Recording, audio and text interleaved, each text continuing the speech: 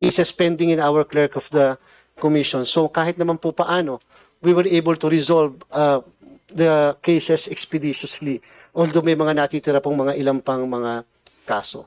We're hoping to be able to restore the original proposed budget so that we can be allowed to prepare 2 years ahead of the election of crucial po ang 2028 elections. We are hoping na sana kung hindi man po natin matumbasan yung performance ng 2025 election, kahit man lang po sana mahigitan yung 2025 election in terms of speed, in terms of credibility, and in terms of reliability. Magandang umaga po, maraming salamat.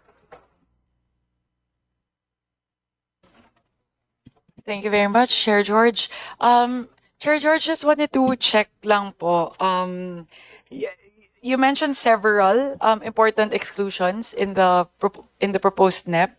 The first being the fact that it doesn't include additional honoraria for teachers for the BSKE. Given that the BSKE as of now is postponed to next year, would that be necessary to still be included in the budget for 2000? Maraming salamat po, Madam Chairperson. Yung pong binigay sa amin budget for Barangay and SK ay 11 billion pesos. Yung 11 billion pesos po, Madam Chair, does not include the additional honoraria. From the proposal po namin for BSKE was 19 billion. Pero it was reduced to 11 billion, natanggalan po tayo ng 80. So yung pong lahat ng teachers na dapat magse-serve dyan sa Barangay and SK ng December 1, kung natuloy, wala po silang additional honoraria of 2,000 pesos. Wala rin po silang additional na support staff per precinct. At wala rin pong support staff yung ating mga DESO. So tanggal po lahat yun. Kasi nga po, inalis po. In fact po, doon sa budget para sa Barangay and SK, natanggal po ang ating Voters Education Campaign. Natanggalan din po kami ng budget para po doon sa deployment. At natanggalan din po kami ng budget para po sa training. Kaya po nawala po yung aming buong 8 billion pesos, Madam Chair, doon sa budget. So, kung sakasakali po, Madam Chair, yung 11 billion namin, after na makapag-overtime yung mga tauhan namin, may natira po halimbawang 10 billion, yung po yung magiging continuing appropriation for 2026. But however, that may not be enough already because yun nga po, it does not contain the additional honoraria for teachers. The additional teachers because of the number of precincts that we are going to create. Kasi po meron kang 2.8 ngayon na dagdag plus perhaps another 1.2 million voters by hanggang July next year. So 4 million po. So kung 4 million, Madam Chair, with sabihin na po nating 400 to 600 voters per precinct. Yung po yung dagdag na presinto na may times 3 na mga teachers.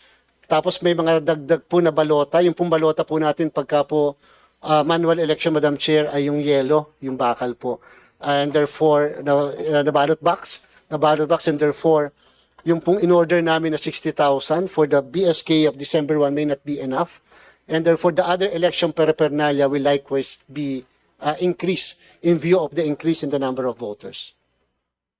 Thank you po, Chairman Garcia. Siguro po, yung gusto lang namin maintindihan on the part of the committee, because there would be that continuing appropriations that would be carried over from what would have been spent or allocated for the December BSKE kung natuloy. So, siguro po, for the benefit of the committee, if you may please enlighten us kung exactly po the amount we're looking at, the projected shortfall or deficit na tinitignan po ng COMELEC from if you look at the current appropriations for the 2025 BSKE, had it happened this year vis-a-vis yung 2026 po na BSKE.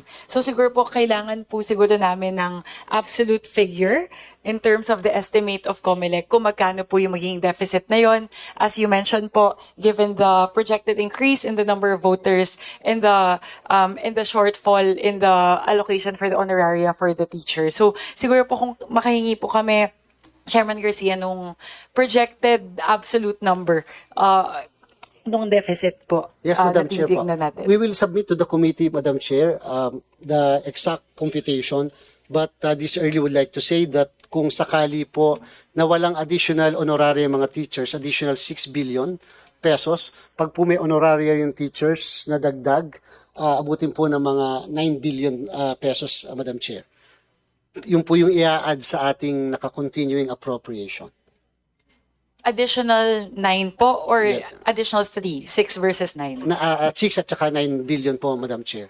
Okay, so additional 9 billion Yes, for the pag honoraria. po may honoraria plus yung dagdag na mga presinto because of the new voters na nagpa-register po, again, nung August 1 to 10, and then yung magpapa-register mula October 3rd week nitong year na to up to July of next year. The projection po natin, lahat-lahat, mga 4 million po lahat-lahat na additional voters, Madam Chair. So, Chairman Garcia, in the absence of the actual computation, so the current estimate is around 9 billion additional that would be needed Yes, to Madam Chair. stage the BSKE elections for 2026. That's right, Madam Chair. Nung pong 2023 election, nung na-reset po tayo, Madam Chair, kinailangan po ng komisyon ng 2.5 billion pesos. Actually, 3 billion po dapat.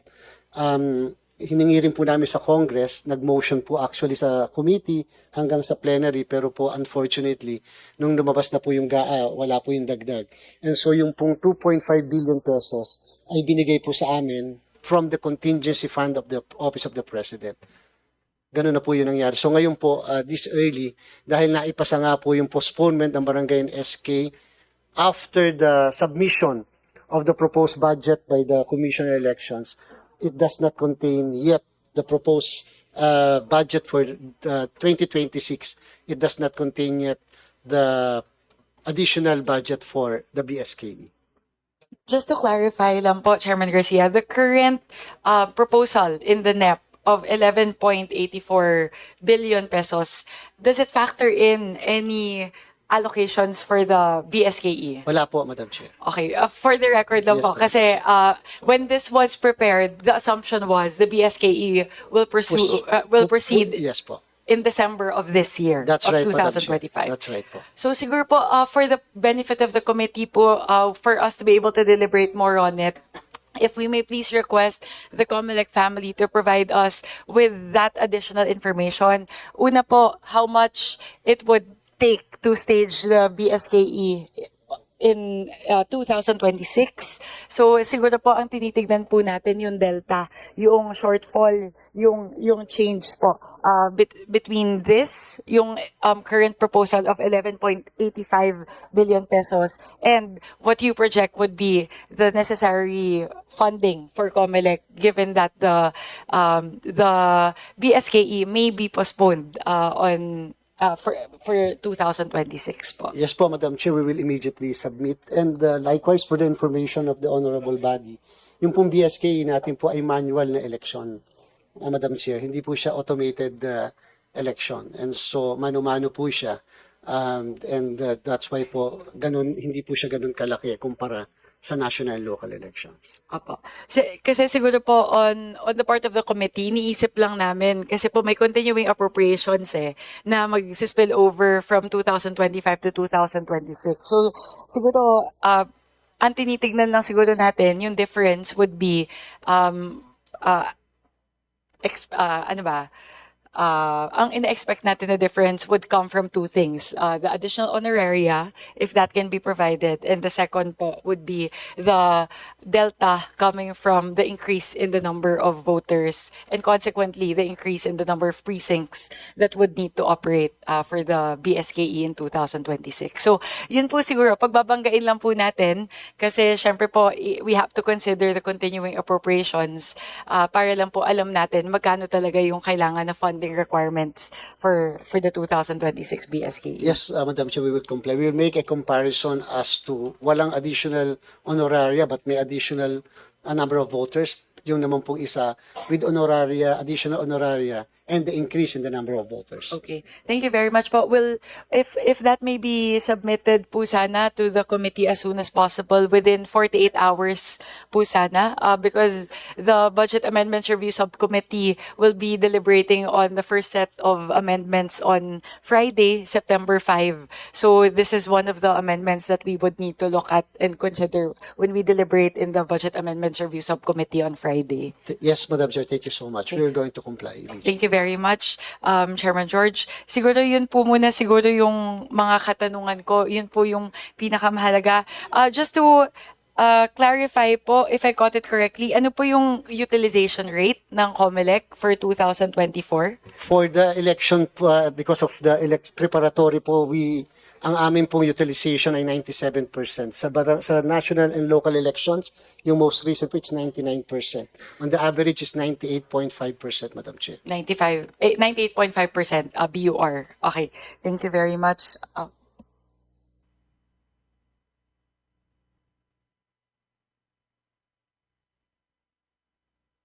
Okay, thank you very much po, Chairman Garcia.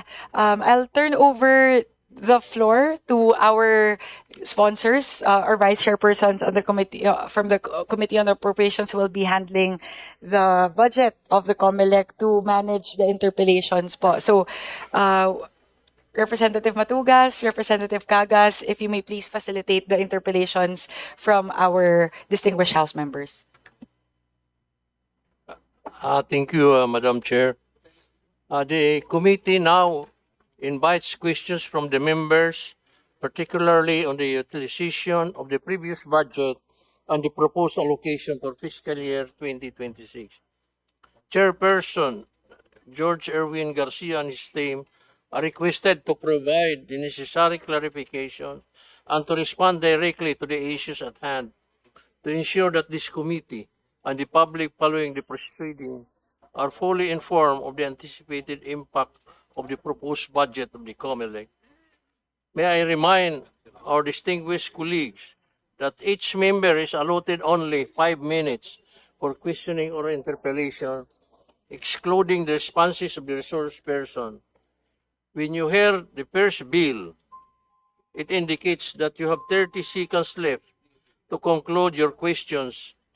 The second bill signifies the lapse of your allotted time. So in accordance with the long-standing and respective tradition of the House of Representatives to accord preferential treatment to the minority members, followed by independent and majority members in alternating manner, the chair now recognizes from the minority Honorable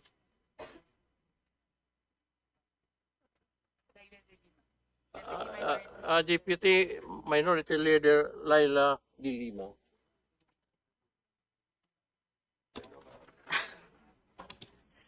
Thank you very much, Madam Chair. Good morning to everyone. Good morning to my dear colleagues. Good morning to the officials and employees from the COMELEC, headed by the Chair, George Erwin Garcia. First, let me join the Chairperson in commending the COMELEC for the success of the 2025 elections, notably the record high voters turnout for a midterm elections, the record high youth vote, and then the fastest NBOC proclamation, first implementation of online voting, the 99.99% accuracy of election results confirmed. So these are all matter of record, and this is part of the Commission's official report of its accomplishments. Yes, Madam Chair. And that's why we're wondering that there are actually questions being raised by certain experts on the accuracy and the legitimacy of the results, but that's not my line of questioning at the moment. So I'd like to zero in. Madam Chair, may I know if we have a time limit, and what is the time limit, please? 5 minutes, just like the rest of the committee. So I'll try to make it fast. I actually have 4 points or issues in my line of questioning, but I'm just going to really to cut it down to only 3. First is with respect to the budget in the 2024 for the holding of elections, plebiscites, recall, etc. And I think you can anticipate my question here, Chair Garcia, because we note that it has always been uniform. It's a standard amount, 2.5 billion from previous elections before the 2024, and these are normally pegged at 2.5 billion. Would you confirm that?